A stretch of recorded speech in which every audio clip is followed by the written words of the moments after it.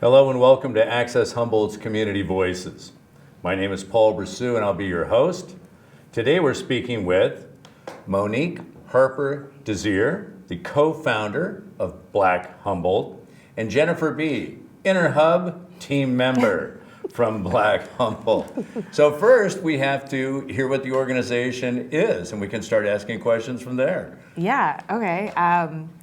Black Humboldt is a volunteer-run organization that focuses on creating and sustaining safe spaces for Black people in the community, as well as anyone that identifies as a POC.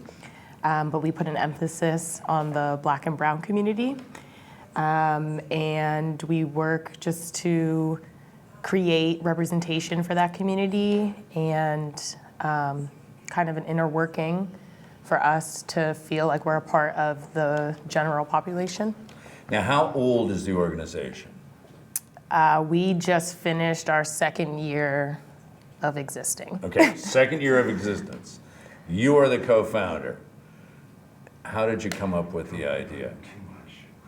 We came up with the idea. Dee Fletcher is the other collaborative mind behind the project. She's unavailable tonight, but we met each other in what we considered a safe space for Black and Brown bodies in a dance class led by a POC professional in the community. And we, being from outside of Humboldt, we're talking about how there aren't spaces for us and how it limits our mental capacity to exist here, to put it quite frankly. And so we decided we would just start creating those spaces and invite the community that was already existing here to join us. Now, did you know Dee prior to that? We met in the dance class. Okay, so yeah. How did the conversation start? You kind of notice people that look like you, and you can assume live life like you, and you naturally gravitate to them. Okay. So just... That still doesn't tell me, how did you saw a need. Now, did you see that need as an because individual? I feel it. You felt the Yes, need. Okay. yes, exactly. And had Dee had a similar Yes. thought that she felt the need? Yes. Okay, so now you felt the need. Now what? How does it go? I said, let's find a POC-owned business and ask them to host us in their space. And did you? And we did. Fantastic. And we, Taste of BIM, shout out to Taste of BIM. They are a major support system for Black Humboldt, and they hosted our first, they are still great, but actually our first mixer was at the Booklegger, which isn't POC owned, which makes it even more powerful because an ally, a non-POC ally who knew that she was not invited to the event, opened her space after hours to give us it exclusively.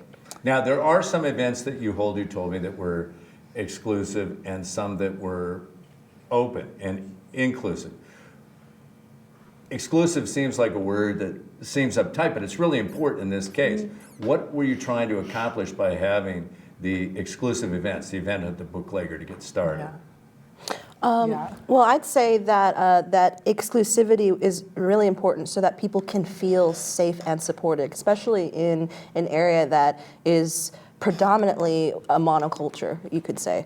And so being a person of color myself, I've lived here for going on 8 years now. I mainly grew up in diverse areas. I used to say I had that privilege of being exposed to so much culture, even on my cul-de-sac. So when you notice it's not there, when it's not there, you notice it. And you don't quite know what it is until you see someone that looks like you, until you feel that sort of authenticity of expression that is embraced. And that can only be really created given where we're at currently, if it's exclusive, and also held and supported by people who are like you. Because then there comes into question, what is the motive? There's just extra work in nuances and in social dynamics that have to come into play if it's not exclusive. I've found here, there's a lot of... Let me ask, so Sure. the first meeting, were you at the first meeting? I wasn't.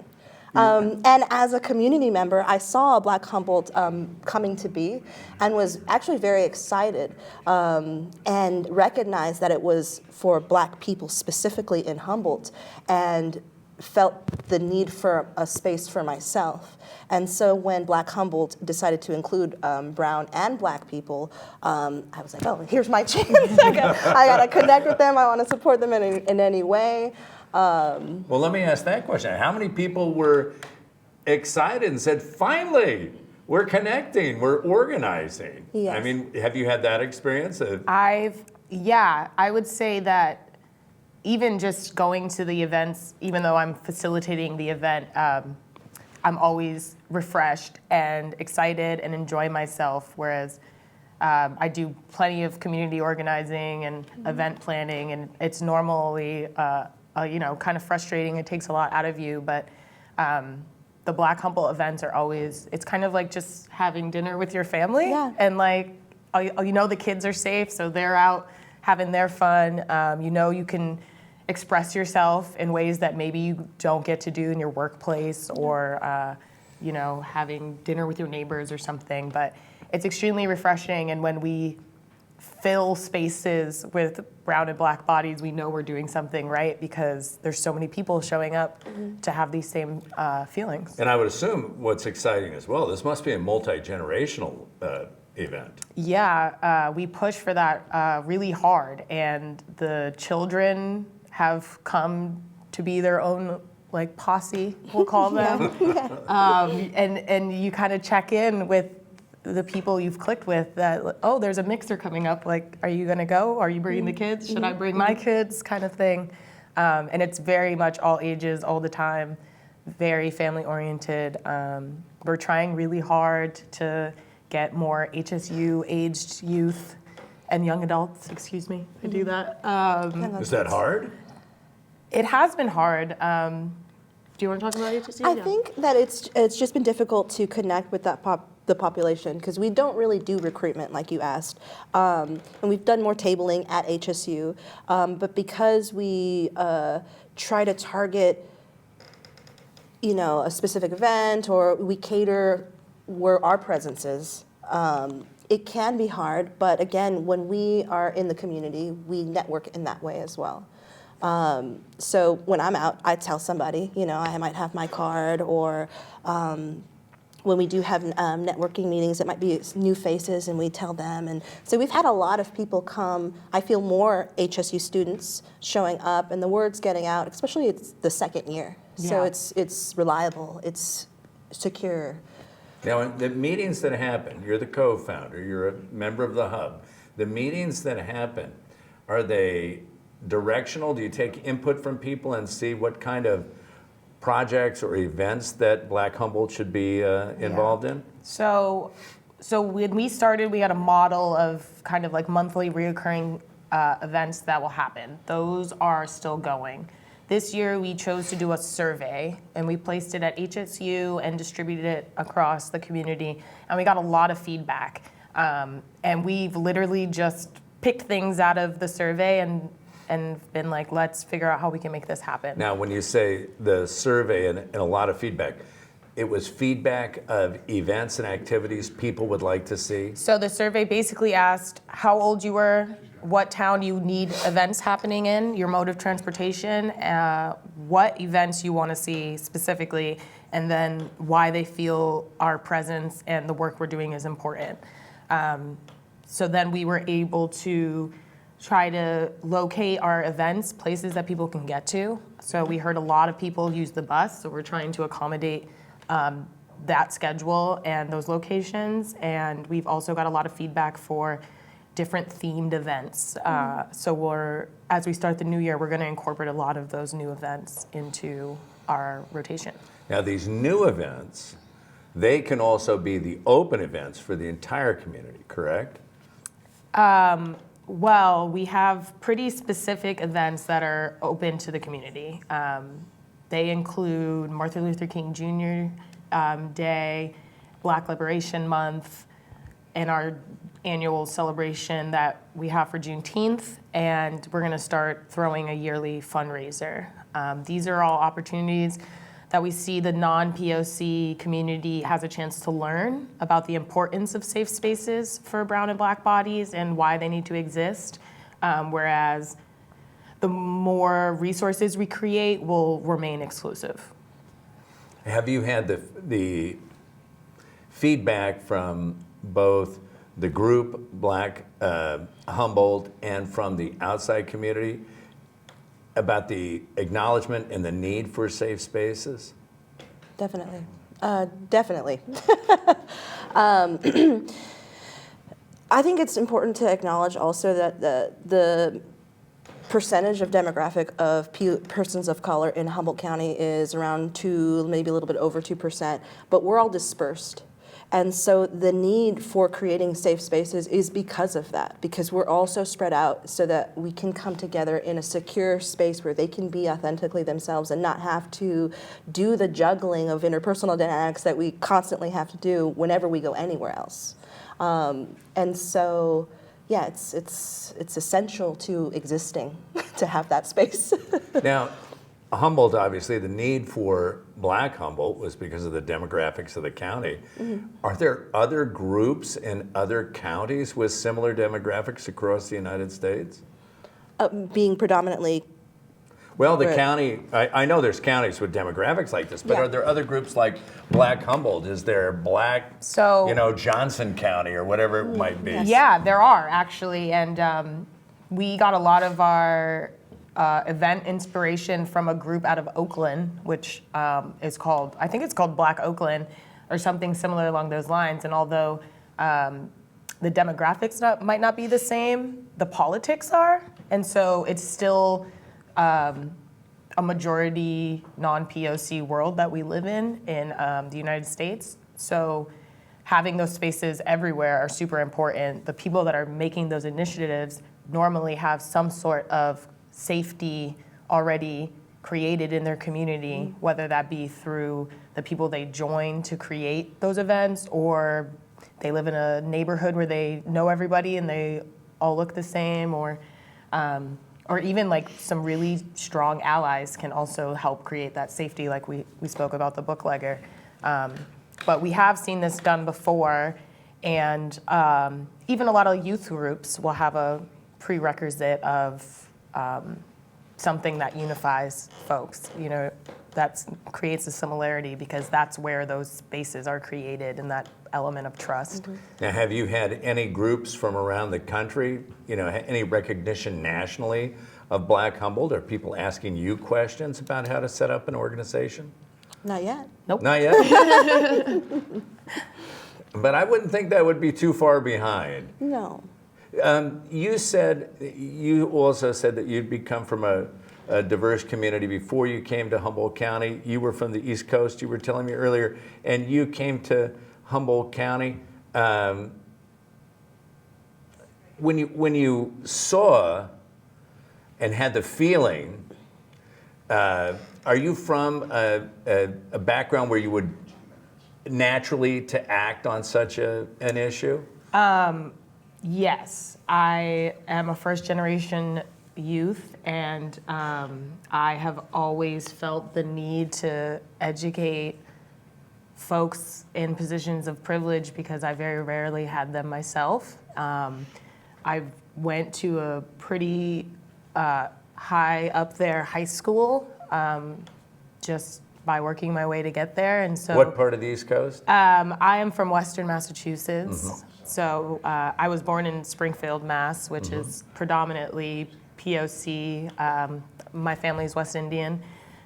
Most people look like me there. It's safe, I feel at home there. And then I went to school maybe an hour east of there in Amherst, Mass, which is a pretty diverse, collegiate place. And it has a lot of diversity because there's so many colleges, it brings so many people, but the infrastructure of that town is not so diverse. It doesn't offer a lot of things for people in positions, unprivileged positions, which generally the way our country works ends up being brown and black folk, right?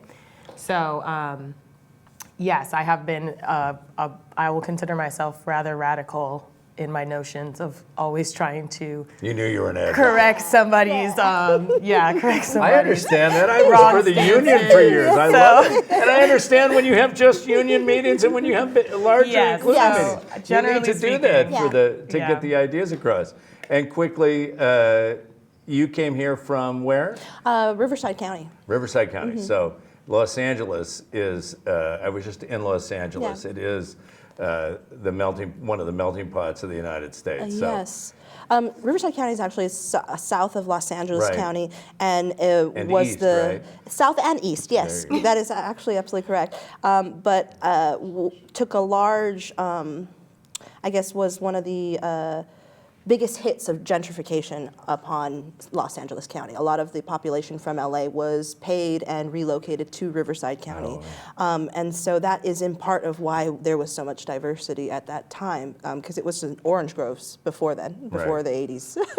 there you go. And with that being said, is in regards to my solution-oriented mindset, I get along with any background, any sort of type of personality as well. I can find a way. So I didn't really think that I needed that when I came here. I was happy, bright. I came here for the environment. I wanted to be in an area. This is what I would state to people, that was conducive to my health. So that when I passed by people on the street and I smiled at them, they smiled back and maybe even asked how I was doing. Right. And instead of questioning my motives. And so I was here living under that notion for a while and didn't realize until I started seeing the specks of people of color and how that made me feel. Right. I felt like I wanted to be near them. And that is interesting because I'm a very social person and I connect with most folks. So to have that I guess that yearning, that drawing, that hunger to be around someone that you don't even know just based on how they look, is really interesting. Yes, it is. Building community is everything. Yes. I want to thank you both for your efforts in doing that. It must be very rewarding. It must be very interesting. That's about all the time we have for today. I'd like to thank my guests, Monique Harper-Desir and Jennifer B. And thank you for being here, and we'll see you next time on Community Voices.